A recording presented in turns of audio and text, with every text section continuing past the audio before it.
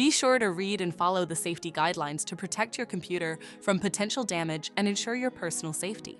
For more information about safety guidelines, see the owner's manual at dell.com/support. Before you begin, turn off the computer and disconnect all the attached peripherals. To remove the graphics card, loosen the screw securing the side cover. Unlatch and lift the cover off the system. Identify the graphics card end holder to unlatch it and remove it from the system. Find the graphics card and disconnect the cables. Release the 3 latches. Lift the graphics card out of the system. To reinstall the graphics card, place it back in the system. Install the 3 latches and reconnect the cables. Place the graphics card end holder in the system and relatch it. Place the side cover on the system and relatch it. Tighten the screw to secure it.